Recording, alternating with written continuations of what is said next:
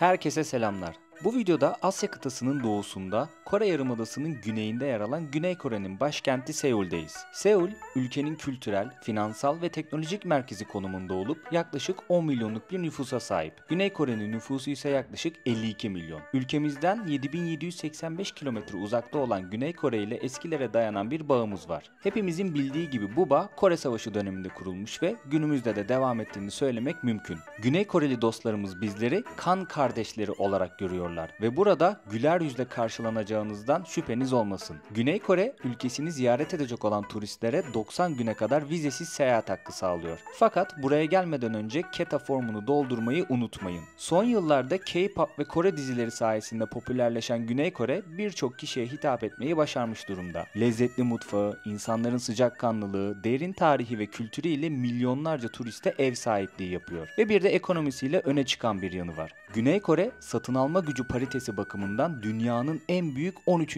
ekonomisi durumunda. Ülkede kişi başına düşen gayri safi yurt içi hasıla yaklaşık 35 bin dolar. Bunların hepsi birleşince Güney Kore insanda bir merak uyandırmıyor değil. Sizlere Güney Kore hakkında bilgiler verdiğim, sokak lezzetlerini denediğim, fiyatlardan, tarihten ve birçok farklı konudan bahsettiğim videomuz başlıyor. Kanalıma abone olmayı, videoyu beğenmeyi ve yorum atmayı unutmayın lütfen. Ve Güney Kore'nin başkenti Seul'deyim arkadaşlar. Çok güzel bir hava var. Tam böyle gezmelik bir hava var.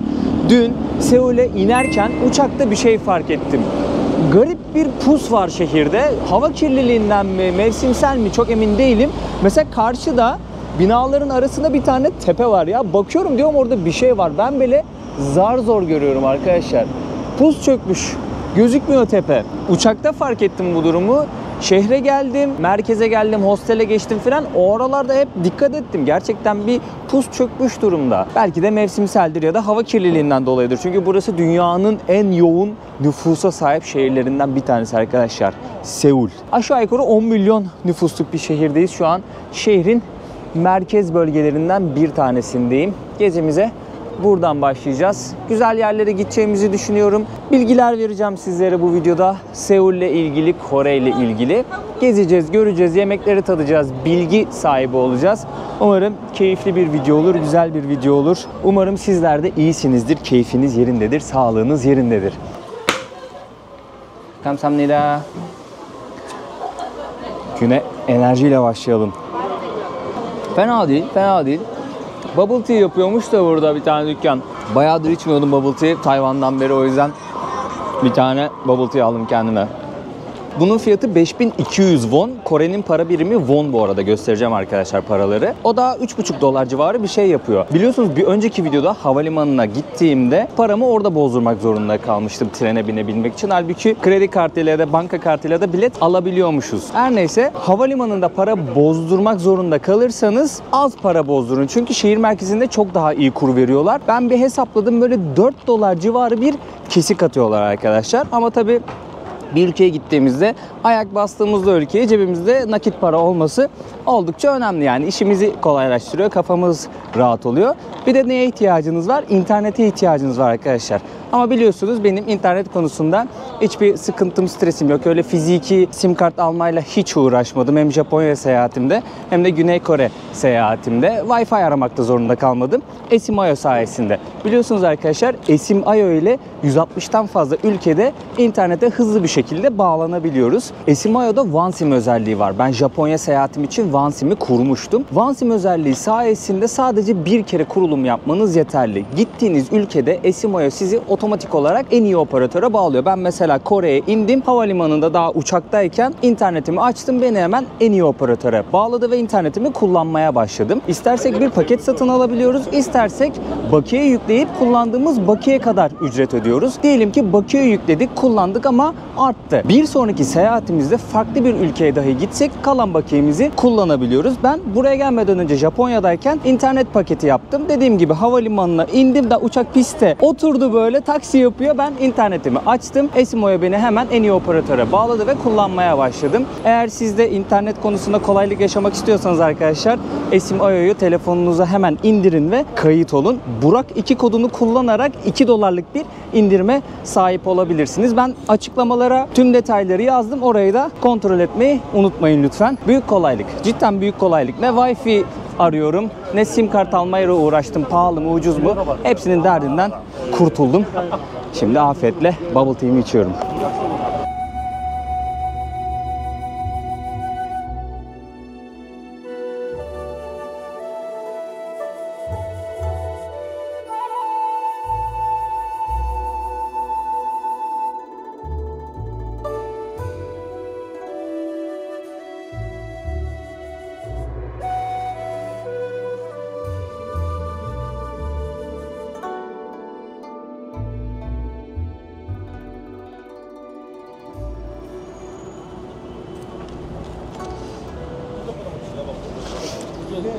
Kore'nin para birimi won arkadaşlar. Bu arada Kore dünyanın en gelişmiş ekonomilerinden birine sahip. Şöyle paraları göstermek istiyorum sizlere. Elimdeki en büyük para 50.000 won. Şöyle göstereyim. Üzerinde tarihi karakterler var. Hemen bugünün kuruyla 50.000 won ne kadarmış ona bakalım.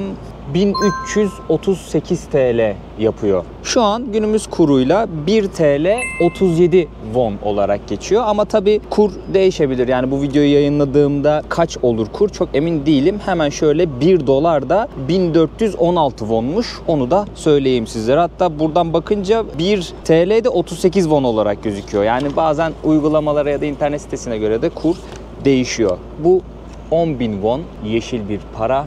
Üzerinde eski dönemlerden bir lider olsa gerek. Şöyle 5000 won var. Koreli kardeşlerim kusura bakmasın, yani paraların üzerinde kimler var ve neden önemli, neden paraların üzerine konmuş bakmadım. Dürüst olmak gerekirse bakmadım. Bu da elimde 1000 won. Yani 1 dolar bile değil şu. Hatta TL olarak söyleyeyim sizlere direkt. 1000 won 26 lira 78 kuruş diyor. Yani yaklaşık 30 TL. Bir de bozuk paralar var. Şöyle 500 won, 100 won ve 50 won var arkadaşlar. Elimdeki paralar bunlar. Japonya'da olduğu gibi Kore'de de sigara içme alanları var. Giriyorsunuz abi. Burada sigara içiyorsunuz. Kafanıza göre bir yerde içemiyorsunuz. Bakın yerler izmarit dolu. Şöyle kamerayla daldım ama bu ne yapıyor demesinler. Sigara içmek yasaktır şeyi koymuşlar. Yani sokakta kafanıza göre içemiyorsunuz sigara. Ha doğru, Koreli bir topçu vardı meşhur. Neydi? Son muydu ismi? Tottenham'da oynuyordu değil mi? Muralini çizmişler duvara. Büyük ihtimalle bankayla anlaşma yapmış. Bankanın reklam yüzü. Güzel bir hava var. Gerçekten şanslıyız çünkü yağış gösteriyor. Abi kusura bakma atlayacağım yola hiç. O tarafta müzik var. Müzik telif atıyor ya. Gördün mü kaçıyorum. Bak burada da sütlü çaylar var. Normal çay var. Yani 2,5 dolarla 4 dolar arası fiyatlar. Şöyle görmüşken göstereyim. Buradaki döviz bürosu da 1 doları 1430 yenden bozuyor. Euro'yu da 1605 yenden bozuyor. Ben 1 doları 1360 yenden bozdurmuştum havalimanında. Ya dediğim gibi arada bir kesik atılıyor. ATM'yi de kullanabilirsiniz ama şuna çok dikkat edin. Ben ATM'den para çekmedim çünkü ben Kore'ye indiğimde Türkiye'de ATM'ler kapalıydı. Yani bankalar kapalıydı. Banka kapalı olunca kur farkı biraz daha yüksek oluyor. O yüzden bankaların açık olmasına çok dikkat edin Türkiye'de. Yani bir para mı çekeceksiniz ATM'den ya da kartla ödeme mi yapacaksınız yurt dışında? Türkiye'de bankalar açık olsun. Yani ben böyle biliyorum. Doğru bildiğimi düşünüyorum. O yüzden ona dikkat etmeye çalışıyoruz sürekli. Yoksa nakit.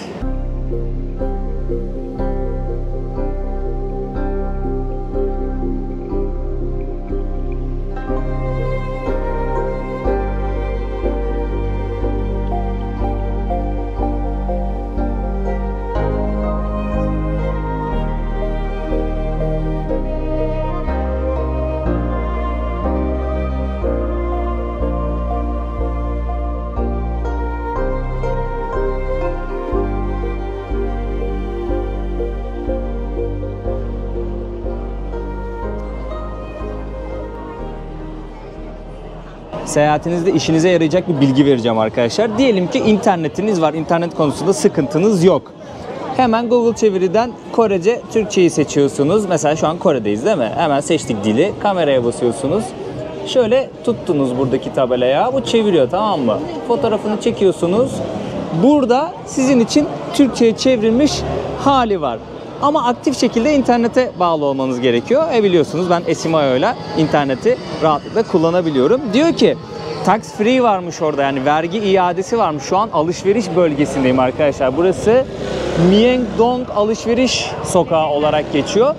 Şöyle ana cadde diyelim buraya. Ana cadde boyunca sağlı sollu bir sürü mağaza var. İşte kafe, restoranlar var. Alışveriş yapabileceğiniz yerler var. Keza ara sokaklarda da bir sürü alışveriş yapabileceğiniz yerler var. Yani Kore'de Japonya gibi bir alışveriş çılgınlığı var.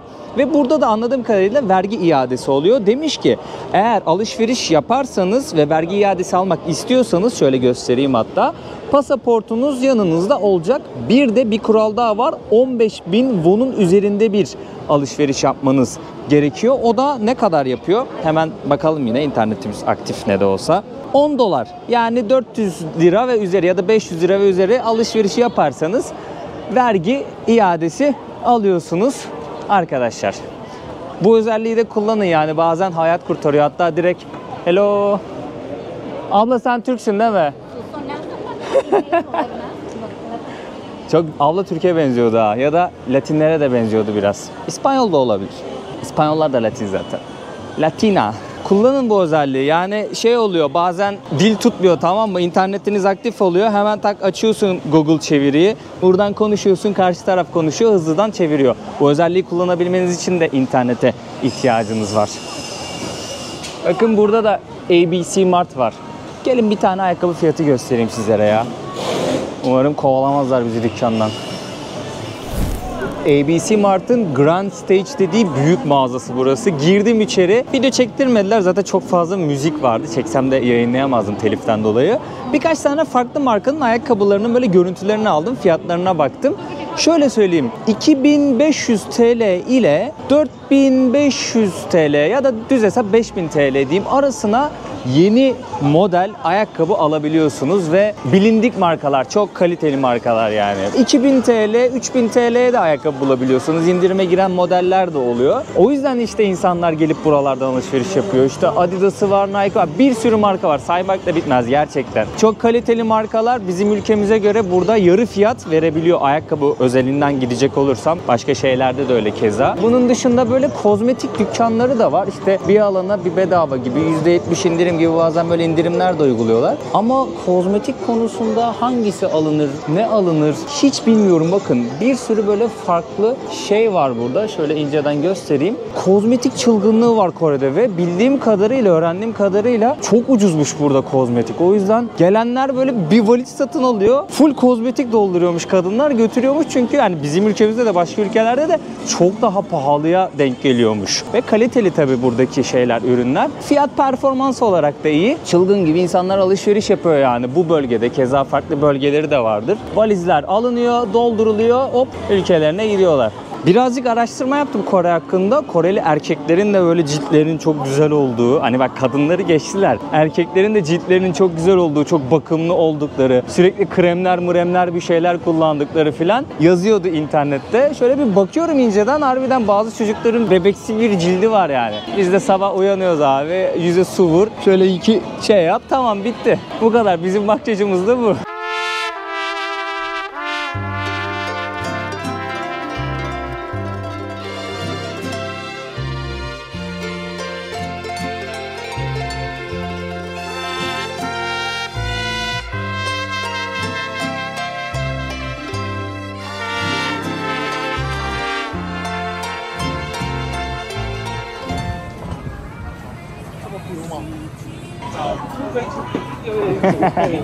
Hello. She wants to. She wants to be on her. You want to be in video? Did you like? What is it? Corn. Did you like it? Yeah? And what's your name? Phoebe. My name is Burak. So nice to meet you. And where are you from? Swiss. I'm from Turkey. You know Turkey? So nice to meet you. Enjoy. Thank you. Videoda olmak istedi de genç kardeşimiz. Abimiz burada böyle bir sürü farklı yiyecek satıyor. Yerel yiyecekler, kızartılmış hamur işleri, peynirler, tavuklar vesaireler. Şöyle göstereyim. Burada mantılar var, orada sosis diyeceğim ama sosis değil, böyle salçalı bir şey. Çok anlayamadım. Şu olsa gerek. Böyle bir sürü farklı şeyler var. Burada kızartılmış yengeç de var. Ben kendime karides aldım. Kızartılmış karides. Bayağı lezzetli bu arada arkadaşlar. Böyle beşli satıyor abimiz. 5 tanesi 5000 won. O da işte 3,5 dolar civarı bir şey yapıyor. Çok başarılı ama.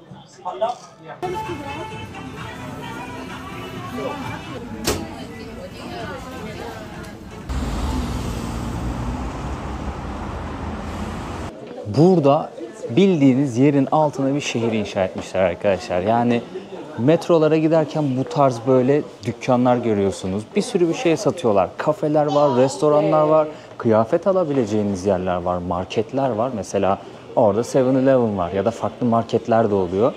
Baksanıza çiçekçi bile var. Yani değerlendirebilecekleri en iyi şekilde değerlendirmişler yer altını. Bildiğiniz şehir kurmuşlar. Dünya üzerindeki en geniş ve karmaşık metro ağlarından bir tanesi Seul'de. Şimdi metroya binince bir harita bulur gösteririm size metro ağını. Birazcık karmaşık görünüyor.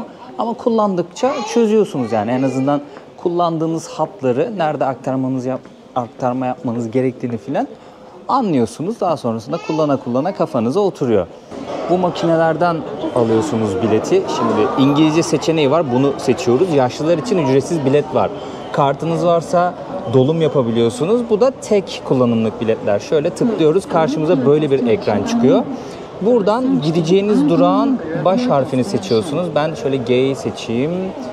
Şimdi neydi benim gideceğim durak? Burada işte durakların ismi yazıyor. Hangisine gidecekseniz onu bulup seçmeniz gerekiyor. Ben şuraya gideceğim. Şöyle tıklıyorum. Çocuklar için 6 yaş 12 arasında buradan seçiyorsunuz bileti. Yetişkinler için de buradan şöyle 1'e tıklayalım. 2000 won. Ne yapıyoruz? Parayı atıyoruz şuradan. Saniyesinde alıyor ha. Buradan kağıt para, buradan da bozuk para atıyorsunuz. Biletimizi nereden verecek? Buradan verecek. Şöyle aldık bileti. Ben şunu da alıyorum. Fiş veriyor. Tamam mı? Ola ki bir problem çıktı, bir şey oldu. Fişi gösteririz, deriz ki biz böyle bir bilet aldık. Hani sıkıntı nedir? Çözelim. Tüm metro istasyonlarında ücretsiz tuvaletler var bu arada. Hem kadınlar hem erkekler için.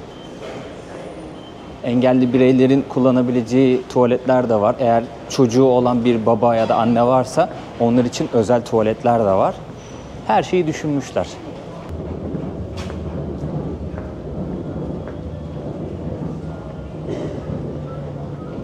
İstasyonun bu kısmında insanların oturup dinlenebileceği bir alan var.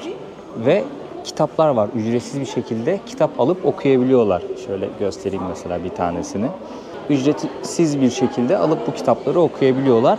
Ve her yerde bu şeyi görüyorsunuz. Yani kameralar sizi izliyor. Birçok yerde, sokakta, metroda, yani nereye giderseniz gidin kameralar hep sizi izliyor arkadaşlar. Bu sebeple diyorlar ki Güney Kore çok güvenli. Çünkü binlerce kamera var her yerde. Yani bir hırsızlık mı oldu, bir şey mi oldu?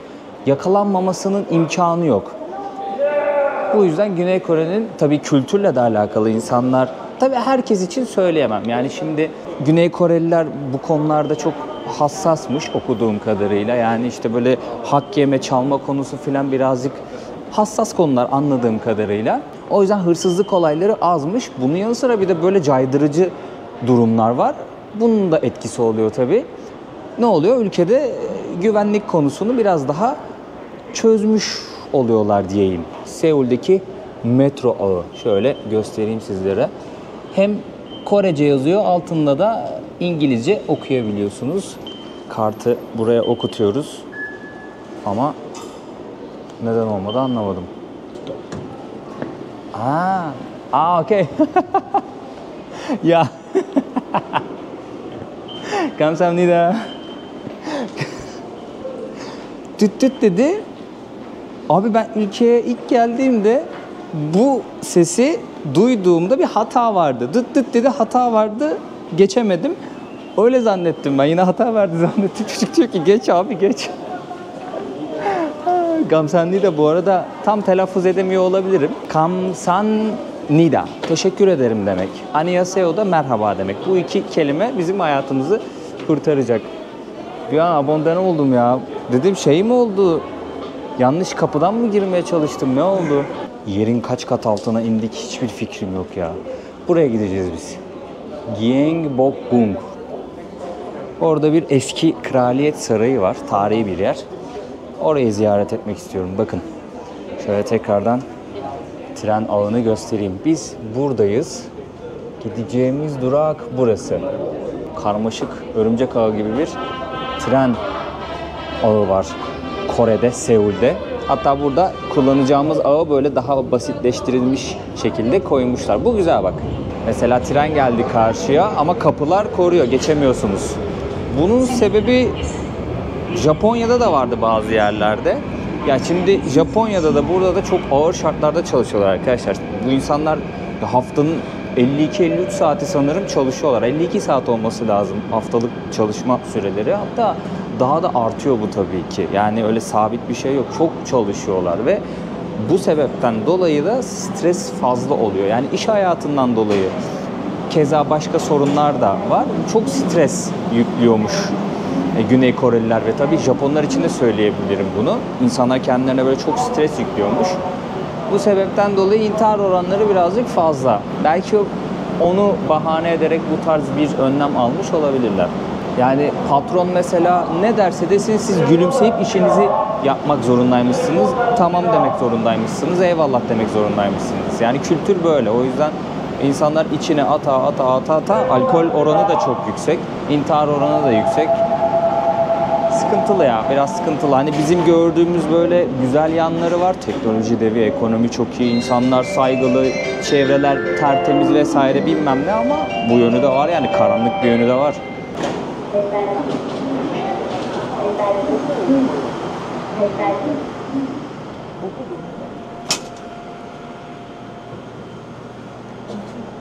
Burada ekranlar var. Ekranlardan takip edebiliyorsunuz gideceğiniz durağı. Genelde burada da trenler bayağı sessiz. Japonya kadar değil ama.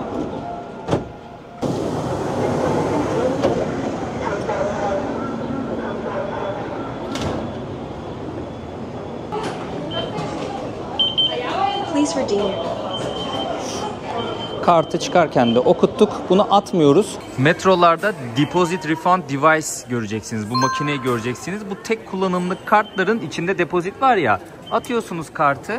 Makine alıyor. Daha sonrasında 500 wonluk depoziti size iade ediyor arkadaşlar. Yani buradaki sistem şu. Kartı boşa harcamamış oluyorsunuz. Şöyle atalım kartımızı. Hemen tak diye depozitlerimizi geri alıyoruz. Bunu da eklemiş olayım. Bunu daha yeni öğrendim. Videonun arasına sıkıştıracağım. Bak bu makineler unutmayın.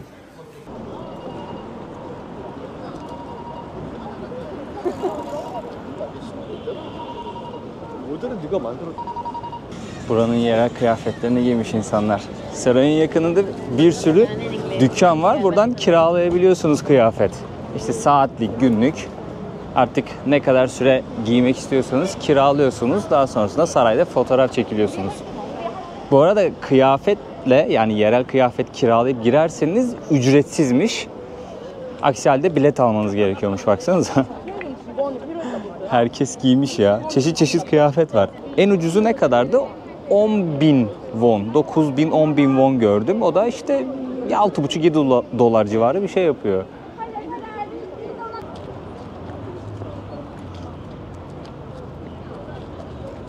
Sigara içmek yasak, drone sokmak yasak, yemek içmek, hayvanla girmek yasak, oynamak yasak, bisiklet yasak. Ne diyor? Bir şey daha yazıyor. Her salı kapalıymış. Her salı kapalıymış, aklınızda bulunsun. Bakın size söylediğim şey buydu. Eğer yerel kıyafetleri giyinirseniz bilet almanıza gerek yok. Alalım bakalım biletimizi. Ne kadarmış? 3.000 won arkadaşlar bilet. 3.000 won. O da 2 dolar civarı bir şey yapıyor. 감사합니다. Thank you. 안녕하세요. Şöyle QR kodu okutuyoruz. 감사합니다. Teşekkürümüzü edelim. Birazdan kapanacakmış içeri girişler. 6'da da burası kapanıyormuş. O yüzden hızlıdan bileti alıp içeri girdim. Abi herkes giymiş ya bu kıyafetleri. Çok tatlı duruyor ama ya bazılarında. Bazılarında tabii komik de durabiliyor ama olsun yani. Giymek lazım aslında. Bakmayın ben giymedim de tekim. Tek başıma niye giyeyim abi ya?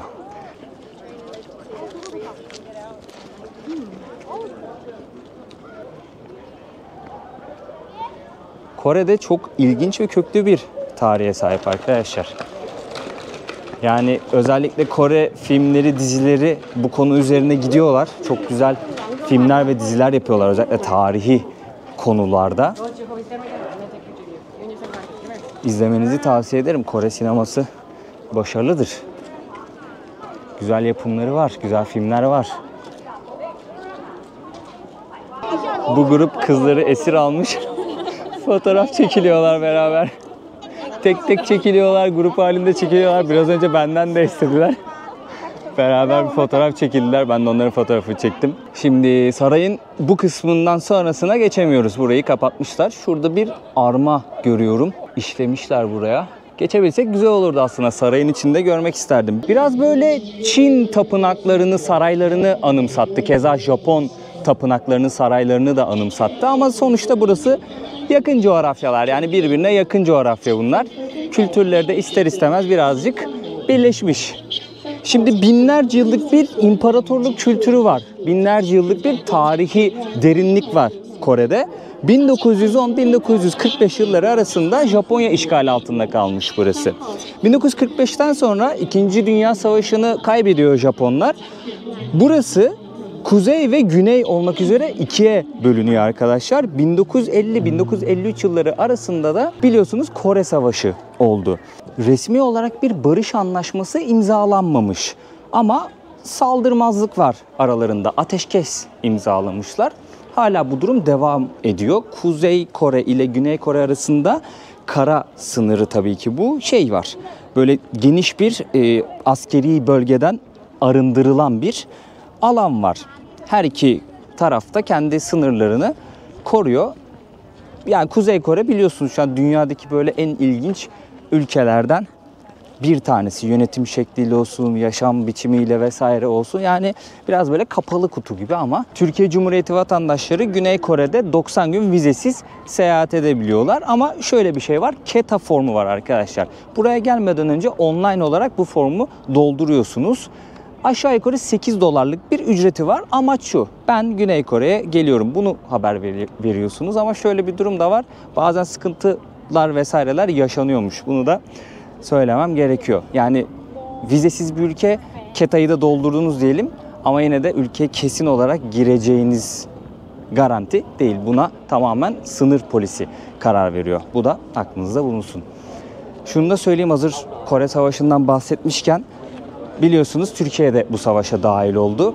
Bunun en büyük sebebi de NATO'ya girebilme arzusu. 1952'de zaten Türkiye NATO'ya dahil ediliyor. Bunun en belirleyici özelliği de Türkiye'nin Kore Savaşı'na asker göndermesi. Bir Tugay gönderiyor Türkiye Cumhuriyeti Kore'ye ve bu şekilde savaşa dahil olmuş oluyor. Tabii Amerika ile de yakın ilişki kurmak istiyorlar. Anlaşmaların vesairelerin devam etmesini istiyorlar. Yeni anlaşmalar belki de yapmak istiyorlar.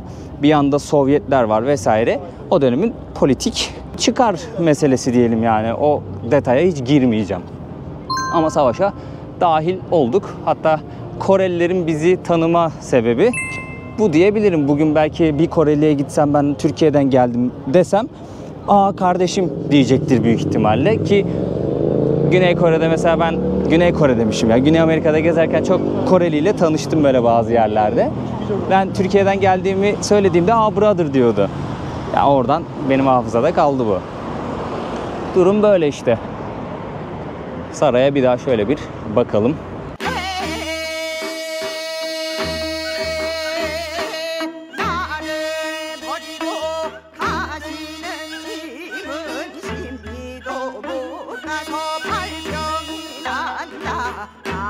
버리고 가시는 님은 심리도 못 가서 발병이 나고 20리 못 가서 불안당 만나고 30리 못 가서 되돌아오나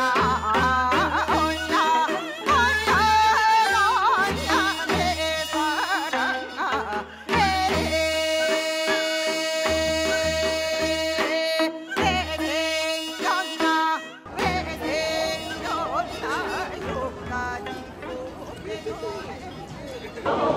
Burada bir sokak var. Trafik işliyor. Kaldırımlara sağlı sollu tezgah kurmuşlar arkadaşlar. Şöyle göstereyim. Ve masa sandalye atmışlar, böyle tabureler atmışlar.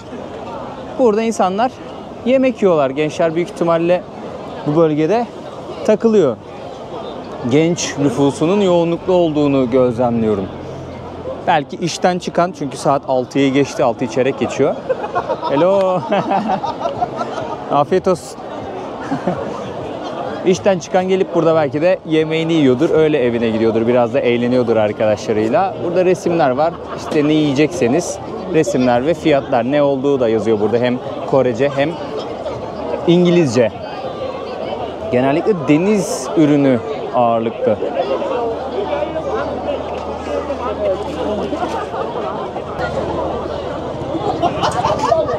Ortam çok iyi ya. Şans eseri buldum buraya, var ya. Şöyle sokağın başından yürüyordum, farklı bir yere gidiyordum. Baktım burası canlı, ses geliyor, hareketlilik var. Büfeleri de görünce sokakta, böyle sokak yemeğini görünce dedim bir bakayım ne var ne yok.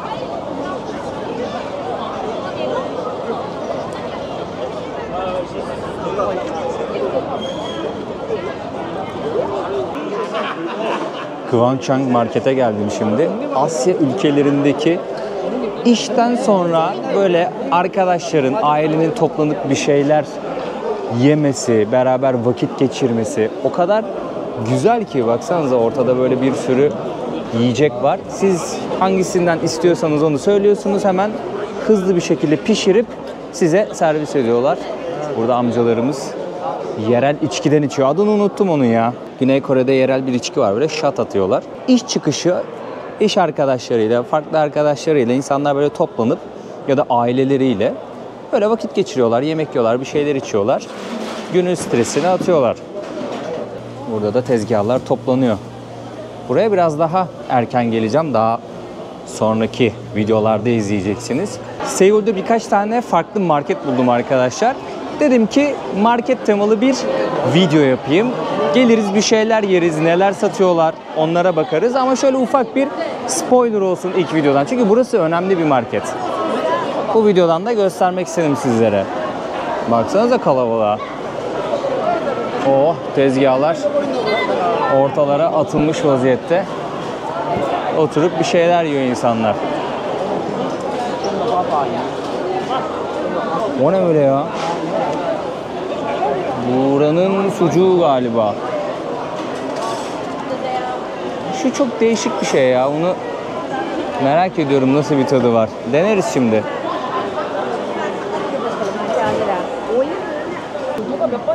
Tteokbokki'ymiş arkadaşlar bunun ismi. Şöyle göstereyim sizlere. Pirinç ama bu sosun ne olduğunu anlamadım. Acı bir sos mu dedim, hayır dedi. Domates mi dedim, onu çok anlamadı galiba. Ablamız sosun içine o pirinç toplarını atıyor, karıştırıyor. Daha sonrasında afiyetle yiyoruz. 4000 won bu arada bunun fiyatı. Bir de şöyle susam döktü üstüne. Çok güzelmiş ya. Hafif bir acısı var ama lezzet katıyor. Çok güzel bir lezzet katıyor. Harbiden beklediğimden çok daha iyi çıkıyor. Yandaki ablaya katılıyorum. Ne söylüyorsa haklı. Sen çok iyi bir insansın ya vallahi. Çok iyi bir insansın sen. Ben seni destekliyorum. Seni tutuyorum ben. Bir mevzu varsa söylemen yeterli abla.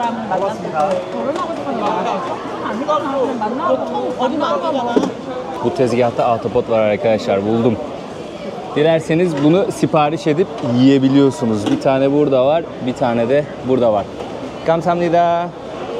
Birazcık dolaştım burada ama sadece 2 yerde gördüm. Birisi video çekmeme izin vermedi. Oradaki ahtapotları çekebildim, sizlere gösterebildim ama yiyen görmedim. Yiyen görmedim. Arkadaşlar bakın, canlı ahtapot yiyorlar. Buldum sonunda.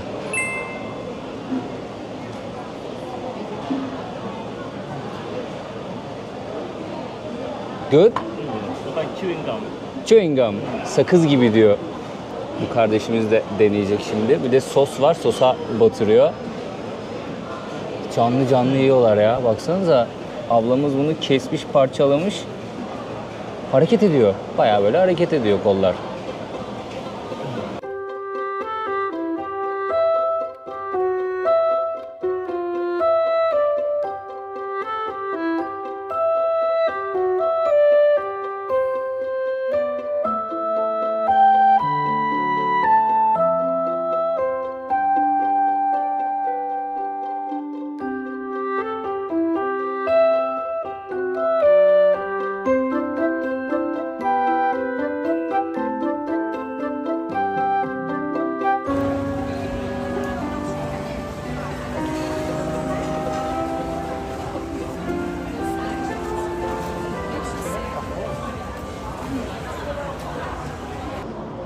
Herif ne kadar yakışıklı ya, baksanıza.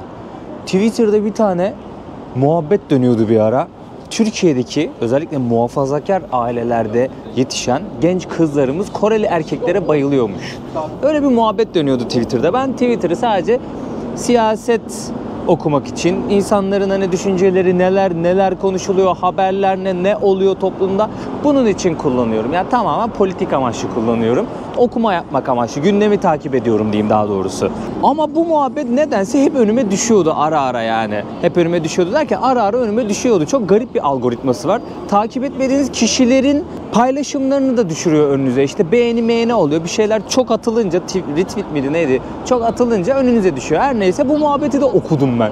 Ne alakaysa yani. Aklımda kalmış bak, Güney Kore'ye gelince birden parlak yüzü elemanları görünce birden şey yaptım, hatırladım. Abi milletin suratına böyle bön bakıyorum, kadın erkek fark etmeksizin harbiden parlıyorlar ya. Ay parçası gibi. Ne sürüyorlar bilmiyorum ama parlıyorlar yani. Parlamayan tek grup yaşlılarımız. Baksana nasıl parlıyor çocuğun suratı. Amcamda fer yok. Amcam çünkü çalışıyor. Amcam çalışıyor. Gençler de çalışıyor tabii, şimdi çalışmıyor değil. Birazcık sizlerle bu arada Japonya'da da Güney Kore'de de yani içecek seçme konusunda o kadar rezilim ki. Ben şekerli şeyler severim arkadaşlar. Beni mutlu etmek isteyen biri varsa bana şekerli bir içecek, yiyecek bir şey versin yani. Tatlı niyetine gidiyor böyle şeyler. Tatsız tuzsuz şeyler seçiyorum hep. Hem Japonya'da hem burada. Tabii güzel şeyler de buldum, yalan yok. Ama bulana kadar neler içtim bir bilseniz. Gelin sizde sosyal sorunlardan birazcık bahsedelim Güney Kore'de. Şimdi burası 50 küsür milyonluk bir ülke. Teknolojik olarak gelişmiş, dünya devi sayılan, ekonomisi belki de ilk 10 ülke içerisinde dünyadaki en iyi ekonomilerden birine sahip. Herkesin böyle gıptayla baktığı ülkelerden bir tanesi değil mi? Şimdi bunun perde arkası var bir de. Gençlerden başlayalım. Gençler özellikle böyle ergenlik yaşlarından itibaren çok fazla böyle stres yaşamaya başlıyorlar. Bunun da sebebi okullardaki bu öğrencileri mükemmelliyetçiliğe itme. Her şeyin en iyisini yapmak zorundasın. Sınavlardan en yüksek puan almak zorundasın. Aile bir baskı oluşturuyor. Okul bir baskı oluşturuyor. Japonya'da da aynı. Burası da aynı bu arada. Öyle çok bir fark yok aralarında. Kulüplere gönderiyorlar öğrencileri. Saatlerce kulüplerde vakit harcıyorlar. Hani maksat şöyle: çocuk kötü bir alışkanlığa yönelmesin, kulüplerde vakit geçirsin, bir şey öğrensin gibi düşünüyorlar ama çocuklardaki stresi arttırıyor bu. Yani onu da dengeleyememişler. Zaten habire başarılı olmalısın, mükemmelliyetçili olmalısın, büyüklerine saygı, şöyle böyle bir sürü böyle stres yüklüyorlar çocuklara. Bir yerde patlıyor. Bunu yazın bir kenara. Yaşlılar, orta yaşlı insanlar ya da onları da içine dahil edebiliriz. Ya da yaşlılar için konuşalım. Belli bir yaşın üzerindeki kişilerde yalnızlık, yoksulluk, keza yoksulluğu bütün topluma da mal edebilirim. Sadece yaşlılık kategorisinin içine almayalım. Ama onların en büyük sorunlarından bir tanesi de buymuş. Yalnızlık hissi, yoksulluk hissi, yine saygı burada çok büyük bir etken. İşin içine mükemmelliyetçilik giriyor. Çalışıyorlar bu insanlar. Saatlerce çalışıyorlar. Yani bahsetmiştim videonun bir kısmında. Sürekli bir çalışma üretme durumu var ve bu çalışma üretme durumu ya hata yaparsam düzeltirim mantığı değil. Hata yaparsa dünyanın sonu gibi bakıyor. Ne yapıyor? Her şeyi en iyisini yapmak zorundayım. Bu insanlara bir stres yüklüyor. Tabi hayat gailesi. Yaşıyorlar, çalışıyorlar ama bu çalıştıkları yetmiyor. Sürekli çalış. Geçinemezsen nasıl olacak? Ekonomik sıkıntılar başlıyor. Bu da bir stres yaratıyor. Bunların hepsi, alkol sorunu vesaire, bunlar da var yaşlılarda. Ne yapıyor? İnsanlar stresli hayatlar yaşamaya başlıyor. Bu sebepledir ki OECD ülkeleri arasında Güney Kore en yüksek intihar oranlarından birine sahip arkadaşlar. Yılda 13.000 insan intihar ediyormuş. Genci yaşlısı fark etmiyor. Bu çok ciddi bir rakam. Yani sosyal olarak birazcık böyle toplumu okumaya çalıştığınızda derinlerde çok problemler olduğunu görüyorsunuz. Dışarıdan baktığında ne güzel ülke, işte teknolojide gelişmişler, şahane markaları var. Araba satıyorlar, televizyon satıyor, telefon satıyor. Hepsi burada üretiliyor. Başarılı bir ülke gibi görünüyor ama derinlerde böyle problemler de var. Son zamanlarda Kore hükümeti bu durum üzerine çalışmalar yapmış benim anladığım kadarıyla. İyileştirmeye çalışmış, düzeltmeye çalışıyorlar. Çünkü çok ciddi bir problem. Ama ne kadar yol kat edebilirler mi? Bence zaman alacaktır birazcık. Çalışma hayatı tabii ki de önemli bir parçamız, hayatımızın parçası. Bir şey üretiyoruz, onun karşılığında hayatımızı geçindiriyoruz filan. Ama bir şey üretiyoruz, bir para kazanıyoruz. Bunun karşılığında yaşamamıza yetmiyor. Kiramızı dahi ödeyemiyoruz. Yani bir yere oturacağız, bir şey yiyeceğiz. 40 kere düşünüyoruz ulan bu paraya başka ne yapabiliriz diye. Ailemiz varsa zaten işin rengi komple değişiyor. Yani bekar hayatını da geçtim. Ya biliyorsunuz yani bunu size anlatmam bile mantıksız arkadaş benim. Yani aramızda emekçi de vardır, öğretmen de vardır, doktor da var. Kimler izliyordur Allah bilir beni. Belki zorlasak böyle gerçekten çok yüksek mevkilerde birileri bile vardır. Ama elinizi vicdanınıza koyun. Bir yorumlarda yazın. Gerçekten bu dönemde geçinmek kolay mı? Yani bir para kazanıyoruz bir aylık çalışmamızın karşılığında. Hakkımız bu mu? Yetiyor mu? İşçinin, emekçinin, bir öğretmenin, hemşirenin, doktorun, mühendisin, ya sayamadığım bütün meslekleri dahil ediyorum buna, anladın mı? Ben temel bildiğimiz o şeyleri sıraladım da her şeyi, herkesi dahil ediyorum. Yani bu durum Kore için de geçerli. Bura bayağı renkli, canlı bir yermiş ya. Barlar var galiba bu bölgede, eğlence bölgesi. Biraz böyle sosyal sorunlardan daldım. Öyle bir ara sokağa girdim ki rastgele. Eğlence yeri çıktı karşımıza. Tam da ne uyumlu ya. Mesela buralara insanların gönlü rahat bir şekilde gelip eğlenebiliyor olması lazım. Bir yerde oturup yemek yiyebiliyor olması lazım. Yani mesela canım şunu mu çekti? Ya düşünmemem lazım fiyatını, anladın mı? Ona para vereceğim ama acaba kaç saatlik çalışmamın karşılığında onu yiyebileceğim? Para olarak düşünmeyin. Ömrümüzden veriyoruz ve onun karşılığında elimize bir kağıt tutuşturuyorlar. Diyorlar ki senin hakkın bu. Ama onda ne yapabiliyorsun? Olay bu yani. Aha, mevzu var. Ne diyorlar? No China diyorlar. Çin'i istemiyorlar galiba burada. Amerika bayrağı sallıyorlar, Kore bayrağı sallıyorlar. Mevzu ne acaba ya? Var mı Korece bilen? Alta yazsın. Ha, grubun lideri bu.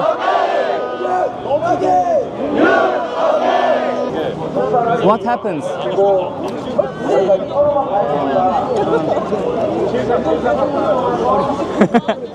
Korea President Yoon.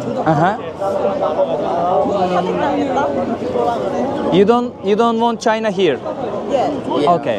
I see no China. So, okay. You don't want China in here, but US okay.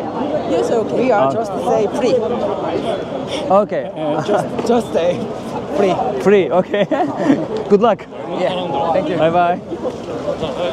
Evet, çocuklar çok İngilizce bilmiyordu ama anladığımız kadarıyla Çin'i burada istemiyorlar. Amerika burada olsa sıkıntı yok. Evet. Videoyu da burada bitirelim arkadaşlar. Yüksek binaların arasında başlamıştım videoya. Yüksek binaların arasında bitireyim. Kore'de, Seul'de dolu dolu ilk günümdü. Umarım keyif aldınız. Dilim döndüğünce bir şeyler anlatmaya çalıştım. Göstermeye çalıştım gördüklerimi. Her şeyi tabii ki de tek bir videoya sığdırmak istemiyorum. Seul'deyiz. Bir sonraki videoda yine buradaki maceramız devam edecek. Kore maceramız devam edecek. İzlemede kalın, takipte kalın. Videoyu beğendiyseniz beğen tuşuna basmayı unutmayın arkadaşlar. Beğenmediyseniz beğenme tuşuna da basabilirsiniz. Bir yorumunuz, eleştiriniz vesaireniz varsa yorumlarda gelin konuşalım. Tabii ki de saygı çerçevesinde. Abone de olursanız kanalıma desteklerseniz çok sevinirim. Adios amigos diyorum. Bir sonraki videoya kadar kendinize çok iyi bakın.